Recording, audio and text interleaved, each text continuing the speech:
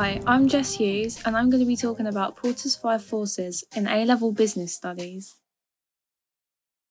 The name might give it away, but there are 5 forces: threat of substitutes, bargaining power of consumers, threat of new entrants, bargaining power of suppliers, and the intensity of rivalry within the industry.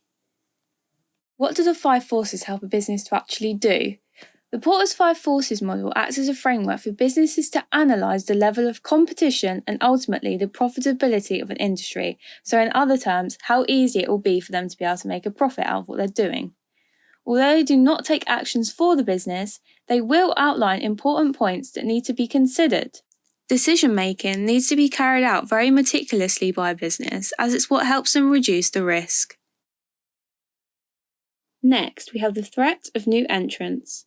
New companies entering the market can pose a risk to an established business if they do well, as this could result in them stealing market share. This will result in an increased rivalry. This links to another one of the forces which we will cover. The level the threat actually is depends on the barriers to entry, which are factors that prevent new entrants from being in the market. Examples of barriers to entry include patents on products or ideas, or maybe economies of scale, which larger businesses can often utilise easily. If these barriers are in abundance, existing businesses have a greater security and will be less threatened by these new entrants. However, if an industry lacks barriers, then the threat will be higher, creating cause for concern for any business in that market. The next of the forces is bargaining power of suppliers.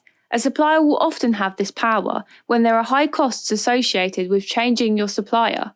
The resource offered by the business is not readily available, making it hard to find without the supplier, or that there are only a few suppliers that offer similar resources, or if there are barely any substitutes on offer to the business. The more bargaining power that they have, the more they'll try and get from businesses. It means they'll have the chance to charge higher prices for what they offer. Try and relate this to your own business examples, as this will help you in exams with your case studies. What effect will their high bargaining power have on operations?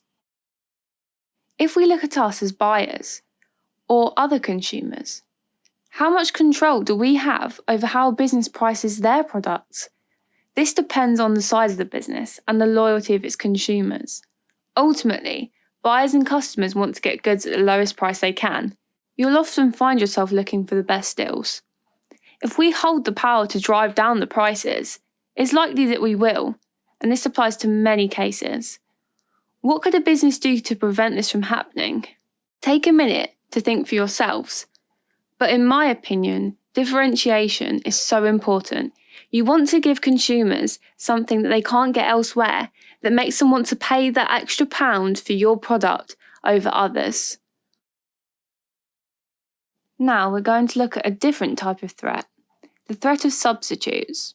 What makes a substitute good a substitute? Well, it is something that can be used the same or meets the customer's needs in exactly the same way. So in other words, it is replaceable. A business needs to limit the possibility that a customer could go elsewhere for a substitute good.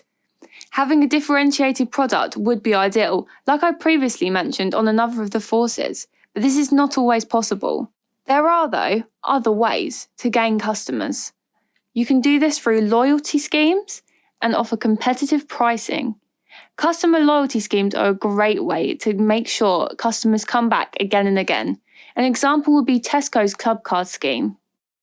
At the core of Michael Porter's 5 forces is the intensity of rivalry. The intensity of rivalry is what impacts a business strategy massively. The intensity will depend on factors such as how differentiated the products in industry are.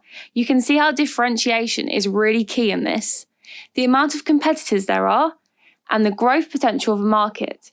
There won't be any new businesses interested if its consumer base isn't increasing in size and popularity. There are ways businesses can eliminate their rivals. Maybe they'll merge with them or take them over. But this does need to follow strict regulations set in place to make sure it's done fairly. Thank you for listening to me talk about Porter's 5 forces. Maybe consider what areas of business you can apply this to.